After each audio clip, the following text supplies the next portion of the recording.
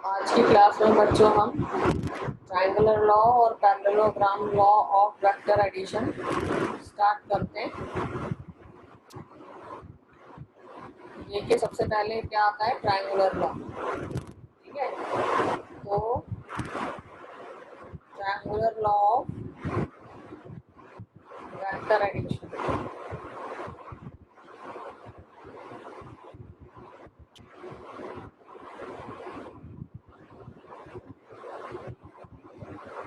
देखिए क्या मान लेते हैं कि दो वेक्टर्स मानते हैं P and Q।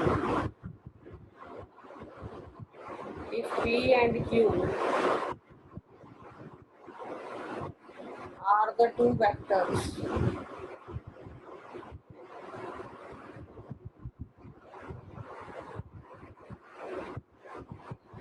taken in same order,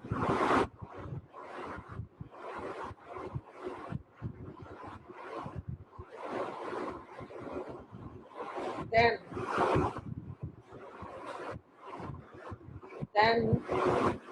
the vector are taken in opposite order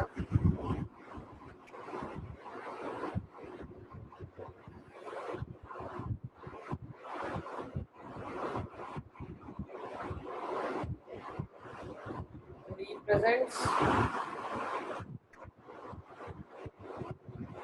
their sum। ठीक है, देखिए कैसे। मान लीजिए ये एक वेक्टर है P, दोनों को सेम ऑर्डर में लेना है। सेम ऑर्डर का मतलब क्या हो गया कि एक वेक्टर की हेड से दूसरे वेक्टर के टेल को मिलाना है। ये आप मान लीजिए P वेक्टर है, ठीक है, और ये Q वेक्टर।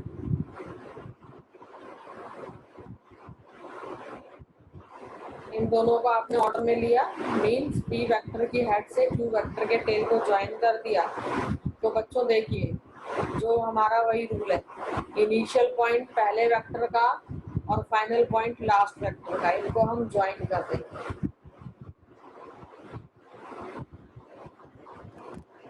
ठीक है, तो ये जो रिजल्टेंट होगा, ये रिजल्टेंट होगा means sum of these two vectors.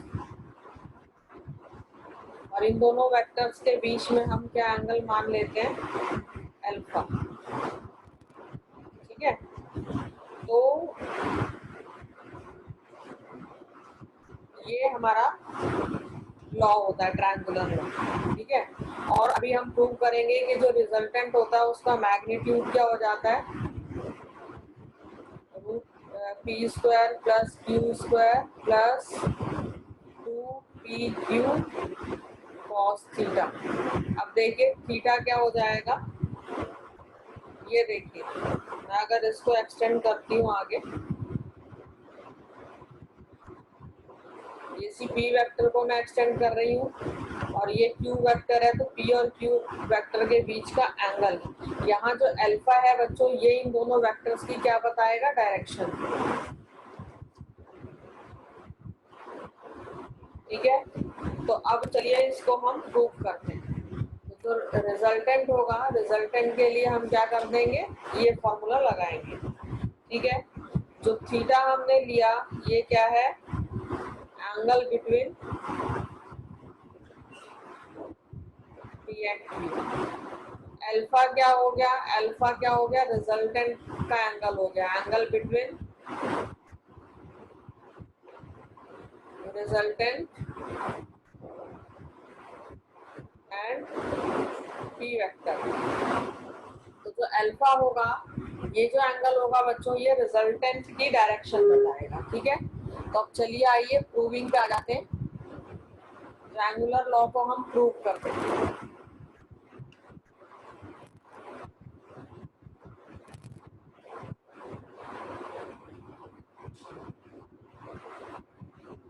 ठीक है, तो अभी सेम हमने ऐसे ही वेक्टर बनाना है। ये पी वेक्टर हो गया और ये आपने क्या ले लिया, क्यू वेक्टर।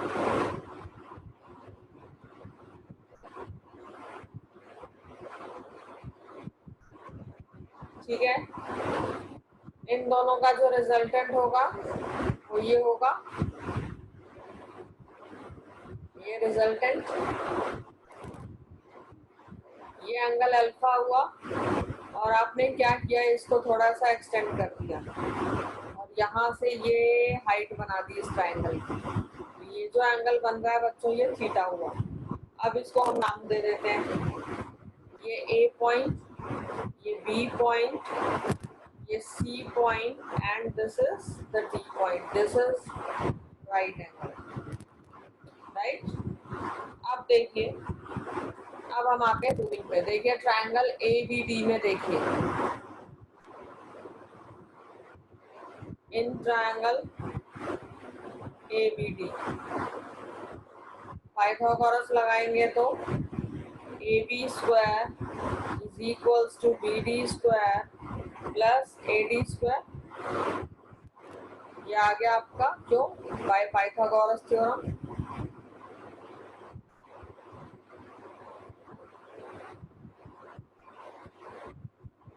ये आपकी इक्वेशन 1 हो गई, ठीक है। इसी तरह से आप ट्रायंगल बीसीडी में देखिए, इन ट्रायंगल बीसीडी देखिए, बीसीडी में साइन थीटा क्या होगा, साइन थीटा क्या होता है, परपेंडिकुलर अपॉन हाइपोटेन्यूज। तो देखिए इस वाली ट्रायंगल में जो परपेंडिकुलर है वो क्या है, बीडी, और हाइपोटेन्यूज क्या है, बीसी। तो it will be BD upon BC, ठीक है। और ये जो बीसी है इसको मैं मान लेती हूँ क्यू, ठीक है। तो इसको मैं क्या लिख सकते हैं हम, बी डी अपॉन क्यू, ठीक है। तो यहाँ से जो बच्चों बी डी की वैल्यू आएगी वो क्या आ जाएगी, क्यू साइन थीटा। ये वेक्टर जो था ये क्यू वेक्टर ही तो था, पी और क्यू को ही तो ऐड कर रहे थे, तो बी सी क्या है, क्यू वेक्टर, ठीक है। B D is equals to Q sine theta आ गया यहाँ पर, इसको आप मान लीजिए 2,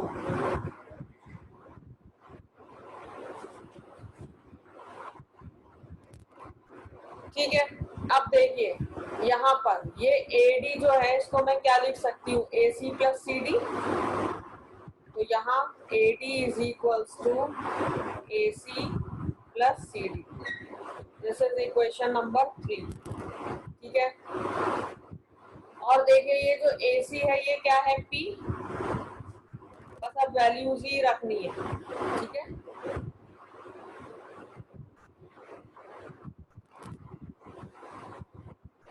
AC is equals to P vector.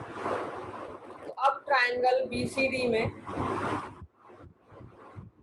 Sign theta हमने लिख लिया, हम कॉस थीटा लिख सकते हैं। ट्रायंगल बीसीडी में देखिए, बीसीडी में कॉस थीटा क्या हो जाएगा, base upon hypotenuse mean CD upon BC.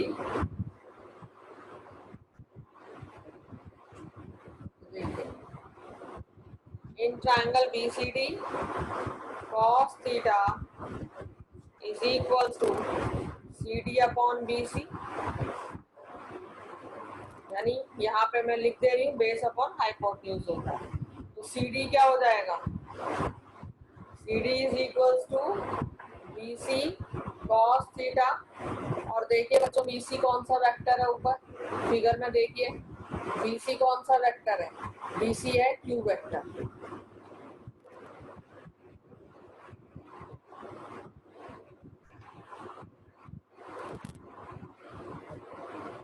ये आपकी इक्वेशन बन जाती है CD is equals to Q cos theta, ठीक है।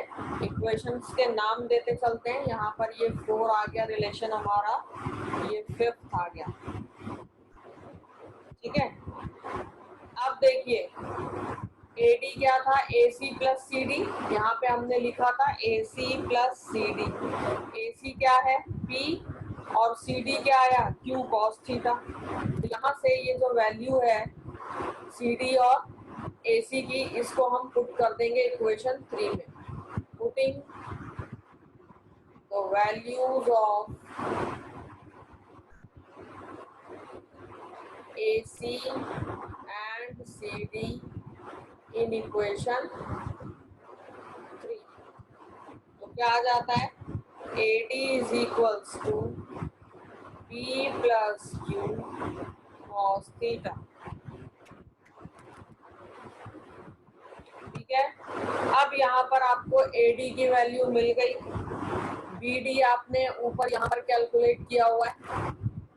ठीक है, इन दोनों वैल्यूज को आपकी जो सबसे पहली इक्वेशन थी ये वाली, इसमें आप पुट कर देंगे।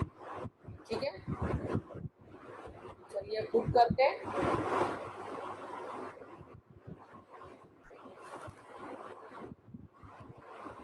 मैं इसको भी नाम दे देती हूँ इस इक्वेशन को। ये इक्वेशन आपकी आ जाएगी 6।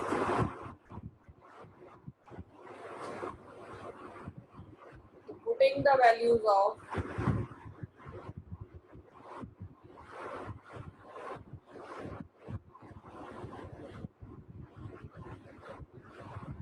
AD and BD in equation 1। Equation 1 में यहाँ दोबारा लिख रही हूँ, AB square is equals to BD square plus AD square. ठीक है, ये जो AB स्क्वायर है ये क्या है? देखिए ऊपर फिगर में,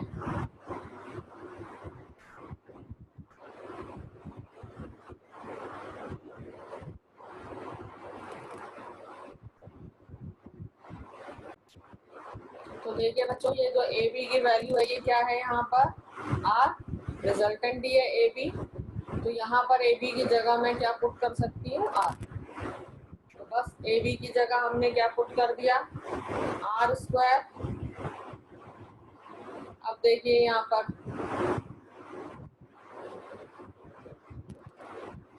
BD कितना आ रहा है? Q sine theta. तो R square is equals to Q sine theta whole square plus, अब AD देखते हैं कितनी है?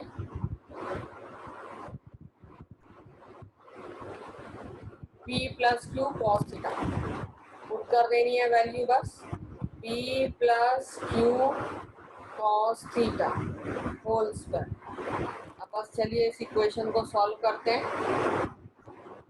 ये हो जाता है आपका R square is equals to Q square sine square theta plus P square plus Q square cos square theta plus 2PQ cos theta. इस वाले यहाँ पर ये होल स्क्वायर है तो A plus B whole square की आइडेंटिटी लगा दी हमने। ठीक है, अब देखिए ये आ जाता है आपका R square is equals to, अब इन दोनों को हम एक साथ लिख सकते हैं। इसमें हम क्या करेंगे? Q स्क्वायर को कॉमन ले लेते हैं। ये क्या आ जाएगा? With in bracket sign square theta plus cos square theta plus P square plus 2PQ cos theta. Sign square theta plus cos square theta क्या होता है? 1। तो बस अब हमारी इक्वेशन आ गई रिजल्टेंट की। इसको हम कैसे लिख सकते हैं? R square is equals to, ये तो 1 हो जाएगा, ये हो जाएगा P square plus Q square plus 2PQ cos theta. और R की वैल्यू बच्चों क्या आ जाएगी? R की वैल्यू देखिए, R is equals to root of P square plus Q square plus 2PQ cos theta. ठीक है, ये R का मैग्नीट्यूड आ गया। ठीक है, अब देखिए ये जो डायरेक्शन निकालना होता है रिजल्टेंट का, की जो डायरेक्शन होती है वो हम कैसे निकालते हैं? बहुत ही इंपॉर्टेंट है ये। Direction of resultant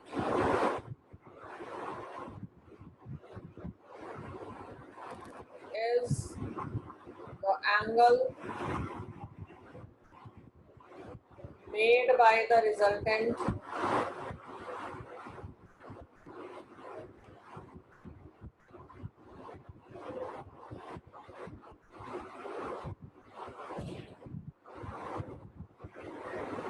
with the first vector.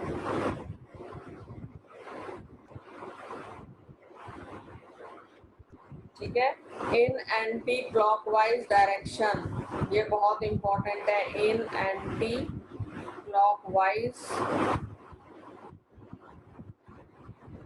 Direction. ठीक है, तो अब ये देखिए,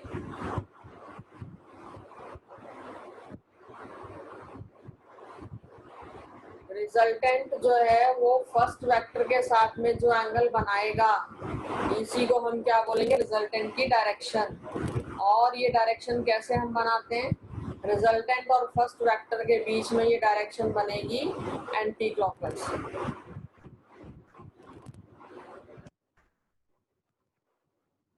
ठीक है, ये डायरेक्शन क्या हो जाएगी, एंटी क्लॉकवाइज। और डायरेक्शन के लिए हमेशा tan थीटा वाला फॉर्मूला लगाते हैं। ठीक है, ट्रायंगल ABD में आप tan थीटा वाला फॉर्मूला लगा दिए, डायरेक्शन का फॉर्मूला आ जाएगा। देखिए, इन ट्रायंगल, और एंटी क्लॉकवाइज डायरेक्शन बच्चों कैसे हो जाएगी, ऐसे, थीटा की डायरेक्शन ऐसे हो जाएगी। तो in direction, in triangle ABD, तो देखिए tan alpha is equals to, direction के लिए हमेशा tan थीटा का फॉर्मूला, tan अल्फा यहाँ क्या हो जाएगा, perpendicular upon base BD upon AD, और BD आपका क्या आया था, Q साइन थीटा, और AD क्या आया था, P plus Q cos theta. Direction जब भी निकालनी होगी बच्चों, तो ये फॉर्मूला आप लगा देंगे। यही आपका हो जाता है triangular law of vector addition.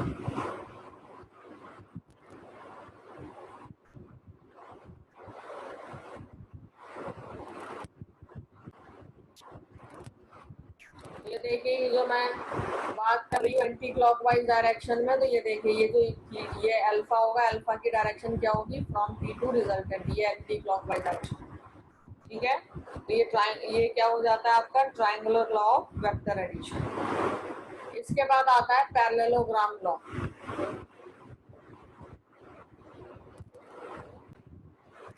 तो पैरेललोग्राम ऑफ वेक्टर एडिशन में बच्चों क्या करते हैं, सबसे पहले आपको क्या करना है कि दो वेक्टर्स को ज्वाइन करना है। ठीक है, ये मैं पहले बता रही हूँ, अभी लॉ नहीं लिखवा रही हूँ। Join two vectors from tail to tail, दोनों का जो इनिशियल पॉइंट होना चाहिए वो सेम होना चाहिए। टेल टू टेल ज्वाइन किया, इस तरह से ज्वाइन करना है कि ये दोनों वेक्टर जो है वो पैरेललोग्राम की दो एडजेसेंट साइड बननी चाहिए।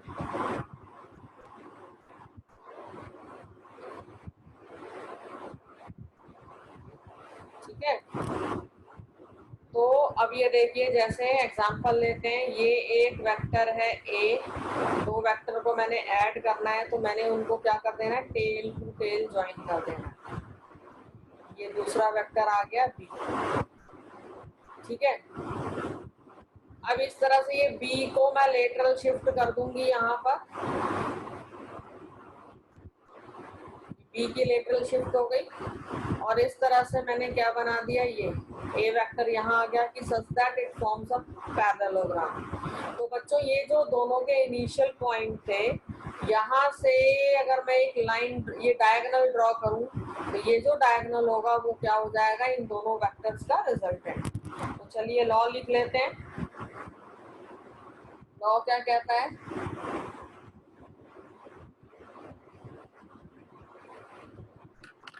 if two vectors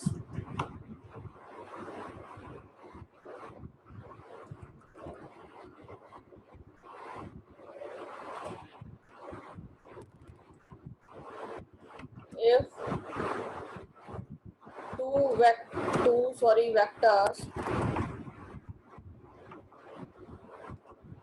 represent adjacent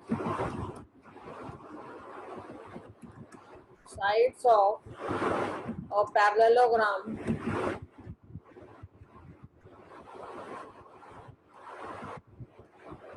thus the diagonal of the parallelogram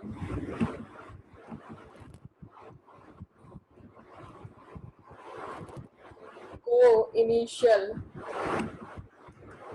with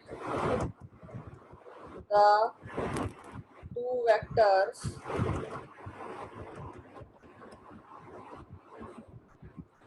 represents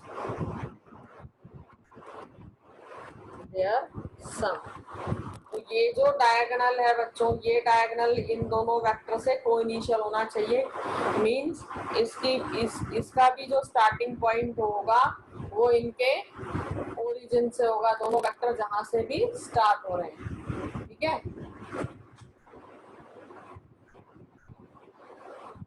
तो इस रिजल्टेंट की तो आप ऐसे बनाएंगे, ये रिजल्टेंट की डायरेक्शन है। ठीक है, और यहाँ पर भी जो रिजल्टेंट का जो फॉर्मूला आएगा वो क्या आ जाएगा। अब यहाँ दो वेक्टर्स हमने ए और बी लिया, तो A square plus B square plus 2ab cos theta. ठीक है, इस तरह से, और डायरेक्शन भी वही सेम आएगी। डायरेक्शन मीन्स tan अल्फा, ये जो एंगल है ये क्या हो जाता है अल्फा, और tan अल्फा का फॉर्मूला क्या बनेगा b sin theta upon a plus b cos theta. चलिए अब पैरेललोग्राम लॉ को हम प्रूव करते हैं। चलिए बच्चों पैरेललोग्राम लॉ को डिराइव करते हैं सॉरी। तो क्या मान लेते हैं, ये दो वेक्टर्स ए एंड बी, आपको बता दिया कैसे लेना इन वेक्टर्स को। देखिए ये ए वेक्टर लिया हमने, ठीक है, और बी, और ये एक दूसरे से एक एंगल थीटा पर इंक्लाइंड होंगे। ठीक है, ये जो पूरा एंगल हो गया ये क्या हो गया, इन दोनों के बीच में थीटा, और ये कोइनिशियल होने चाहिए, एक ही पॉइंट से दोनों की टेल क्या होनी चाहिए, मिलनी चाहिए। ठीक है, अब देखिए हमने क्या किया, इसको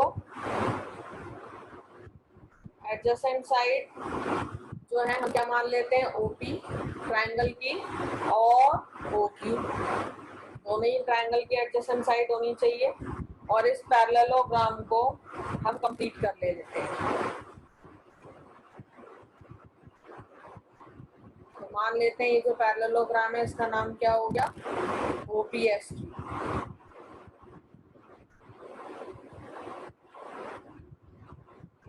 ठीक है, तो जो रिजल्टेंट होगा बच्चों, पैरेललोग्राम क्या कहता है कि जो रिजल्टेंट होगा इन दोनों वेक्टर्स के कोइनिशियल पॉइंट से ये ओरिजिनेट हो गया, ये रिजल्टेंट होगा। जो डायगोनल होगा पैरेललोग्राम का वो इन दोनों वेक्टर्स का सम होगा। ठीक है, अब हमने क्या किया, अब देखिए अब इस हमें क्या निकालना है, मैग्नीट्यूड ऑफ दिस रिजल्टेंट। इसके लिए हम क्या कर देते हैं, एक परपेंडिकुलर लाइन ड्रॉ कर देते हैं, मान लीजिए S N perpendicular to OP. तो ओपी पर परपेंडिकुलर हम बनाएंगे तो यहाँ थोड़ा एक्सटेंड करना पड़ेगा हमें, ये हमारी क्या आ जाती है एस एन, जो कि क्या हो गई परपेंडिकुलर। ठीक है, तो ये एंगल थीटा बच्चों, तो ये एंगल भी थीटा। अब देखिए ओपी हमारा ए है, ओक्यू हमारा बी है, और ओपी और क्यूएस दोनों इक्वल हो गए तो ये भी ए हो गया, और ओ बी और एस पी दो अपोजिट साइड है पैरेललोग्राम की, तो इसको हम वेक्टर बी लिख सकते हैं। अब बाकी जो सब मेथड है वो सेम है। देखिए प्रूविंग कर रहे हैं from right angled triangle S N P, यहाँ पर क्या आ जाता है S N upon P S perpendicular upon hypotenuse, क्या होता है ये साइन थीटा। ठीक है, तो देखिए अब वैल्यूज पुट कर सकते हैं हम। पी एस हमारा क्या है देखिए,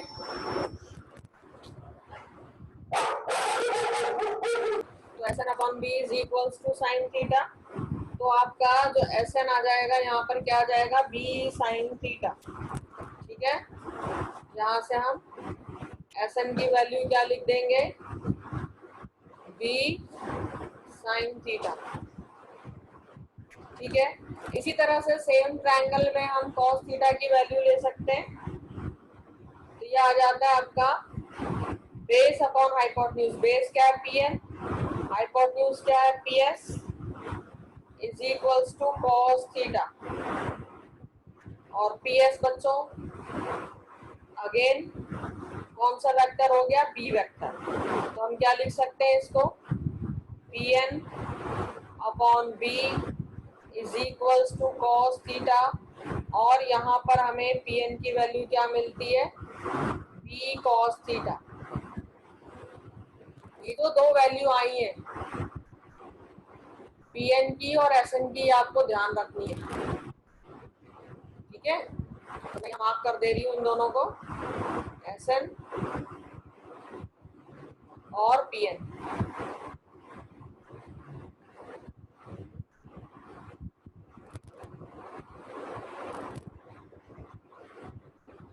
अब जो हमारा ये बड़े वाला ट्राइंगल बन रहा है कौन सा ओ एन एस, इसमें हम क्या लगा देंगे पाइथागोरस थ्योरम और अकॉर्डिंगली वैल्यू फिल कर देंगे। ठीक है,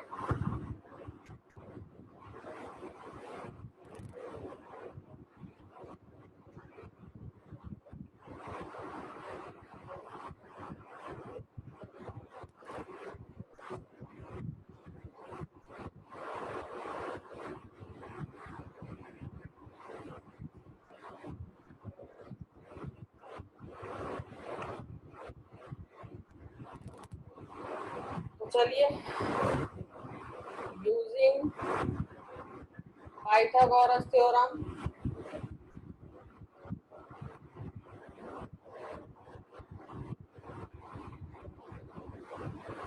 इन right angle triangle O N S.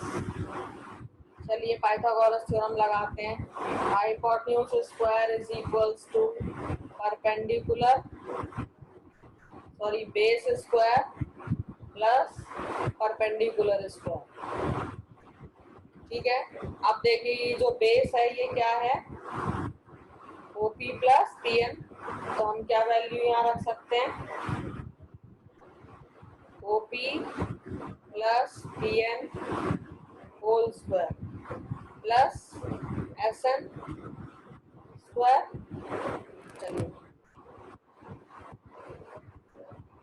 अब देखिए यहाँ पर फिगर में ओपी क्या बता रहा है वेक्टर ए। ओपी जो लाइन है ये वेक्टर ए को रिप्रेजेंट कर रही है। और जो पी एन है, ठीक है, पी एन हम कैलकुलेट करके लेकर के आए थे ऊपर देखिए बी कॉस थीटा वैल्यू आई थी पी एन की बी कॉस थीटा। तो बस ये वैल्यू सब्स्टिट्यूट कर देंगे। तो ए प्लस यहाँ क्या आ जाएगा B cos theta whole square plus S N. S N को भी हमने अभी ऊपर वैल्यू इसकी निकाली थी ये बी साइन थीटा। तो एस एन की वैल्यू भी यहाँ सब्स्टिट्यूट कर देंगे B sine theta whole square.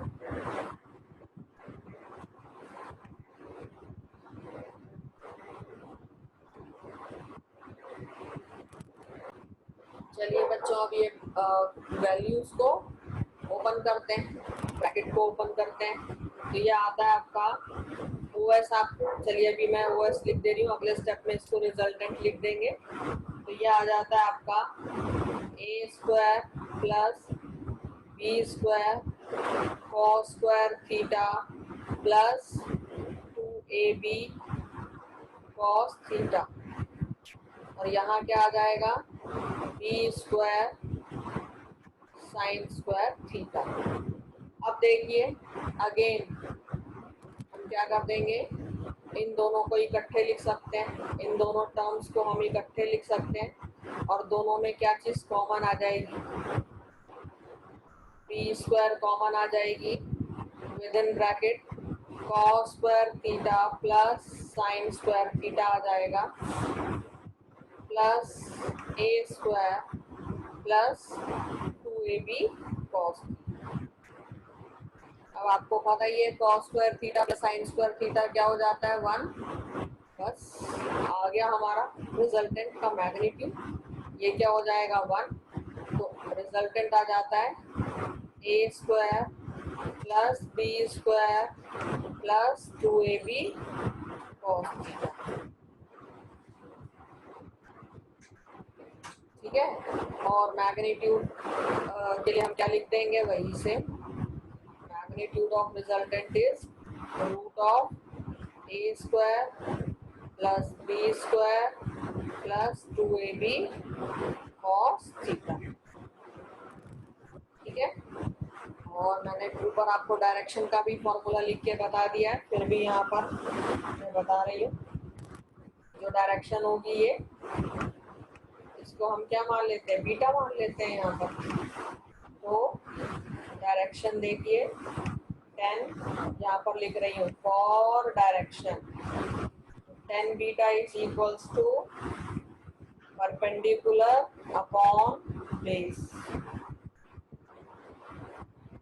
which is equals to SN upon OP plus BN। SN आपका क्या आया था, B साइन थीटा, और OP क्या है, A, PN क्या है, B cos थीटा।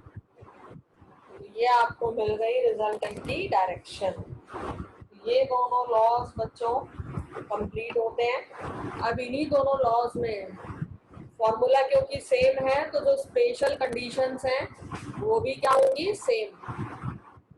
ये बहुत इंपॉर्टेंट है, स्पेशल केसेस जो कि न्यूमेरिकल्स में बहुत यूज होते हैं।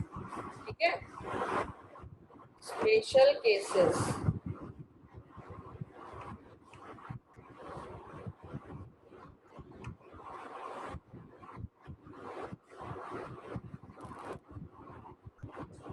तो सबसे पहले कि देखिए हम मानते हैं कि दो वेक्टर, सबसे पहला जो स्पेशल केस ले रहे हैं, हमने दो वेक्टर माने A और B। ठीक है, if two vectors A and B, ये दो वेक्टर कोई भी आप P क्यों मान सकते हैं, कोई भी वेक्टर मान सकते हैं, ये अगर सेम डायरेक्शन में एक्ट कर रहे हैं,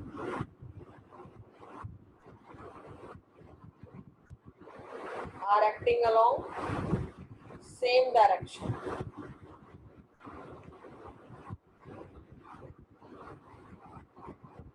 ठीक है, देखिए सेम डायरेक्शन का मतलब अगर वेक्टर A की डायरेक्शन ये है तो वेक्टर B की भी डायरेक्शन यही होगी। तो जब भी दो वेक्टर सेम डायरेक्शन में होते हैं बच्चों, उनके बीच में एंगल क्या हो जाता है, 0। देखिए दोनों वेक्टर के बीच में कोई एंगल नहीं बन रहा, तो हम थीटा क्या ले लेते हैं, 0। तो जो रिजल्टेंट होगा, देखिए फॉर्मूले में हम पुट करते हैं रिजल्टेंट को, तो जो रिजल्टेंट होगा वो क्या हो जाएगा,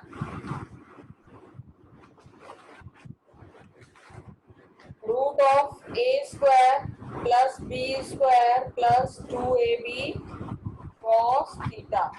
और ये क्या आ जाता है, देखिए a² plus b² plus cos theta. cos यहाँ थीटा की जगह जब 0 पुट कर देंगे तो क्या आ जाएगा, cos 0 क्या होता है, 1। यहाँ मैंने b नहीं लिखा, ये 2ab cos थीटा, तो क्या हो जाएगा, ये 2ab। और आप ये देखिए कौन सी आइडेंटिटी बन रही है, a plus B whole square की। ठीक है, तो ये न्यूमेरिकल्स में बहुत यूज होने वाली चीज है बच्चों। तो आप डायरेक्ट क्या कर सकते हैं, अगर फॉर्मूला याद है तो फॉर्मूले में पुट कर दीजिए, या डायरेक्ट देखिए क्या बन जाएगा अभी हमारा, ये क्या हो जाएगा, a plus B whole square, और resultant magnitude of resultant will be a plus B. अगर थीटा 0 है तो आप डायरेक्ट रिजल्टेंट का ये फॉर्मूला लिख सकते हैं।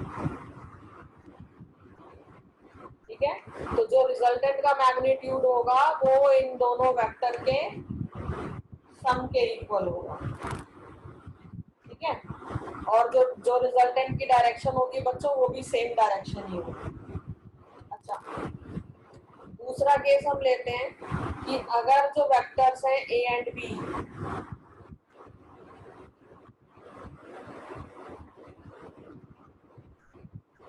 ये क्या हो, दोनों एकदम म्यूचुअली अपोजिट हो, are acting mutually opposite to each other.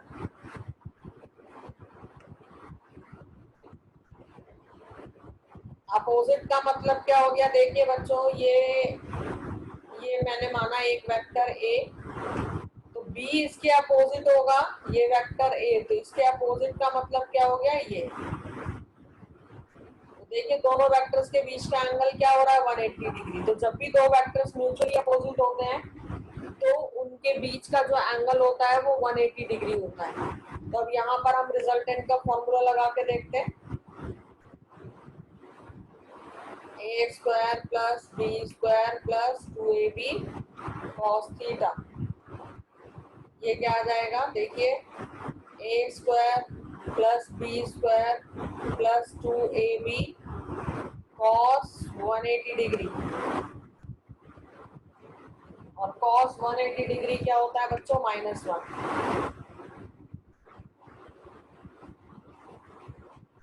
तो देखिए यहाँ पर सिंपल क्या आ जाएगा, दो वेक्टर्स को माइनस कर देंगे आप, यहाँ पर से सीधे हमारी आइडेंटिटी क्या आ जाएगी, A square plus B square minus 2ab, और ये क्या हो जाता है, a minus B whole square की आइडेंटिटी। ठीक है, और रिजल्टेंट हमारा क्या आ जाएगा फिर, a माइनस बी होगा। ठीक, तो जो रिजल्टेंट होगा बच्चों, अगर थीटा दोनों वेक्टर्स के बीच में एंगल 180 डिग्री है, तो जो रिजल्टेंट होगा वो उनके पॉजिटिव डिफरेंस के इक्वल होगा, उन दोनों वेक्टर्स के मैग्नीट्यूड के पॉजिटिव डिफरेंस के इक्वल होगा। ठीक है, और लास्ट केस ले लेते हैं, जब दो वेक्टर्स के बीच में एंगल कितना हो, 90 degree. This is the last case, when the two vectors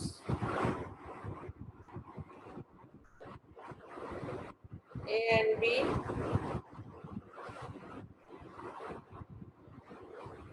are acting at right angle।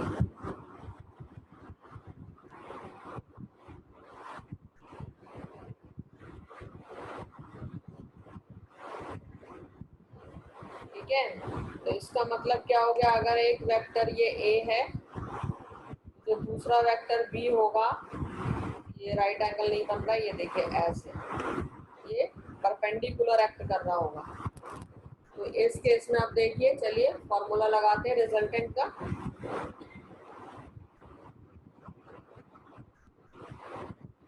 A square plus B square plus 2ab cos theta, क्या आ जाता है यहाँ पर, कॉस 90 क्या हो जाता है बच्चों, 0।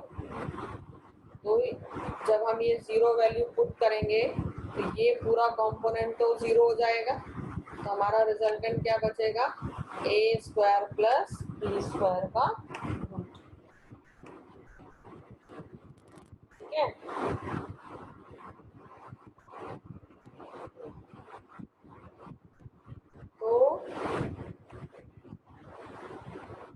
तरह से आप डिफरेंट डिफरेंट कंडीशंस जो हैं वो देख सकते हैं।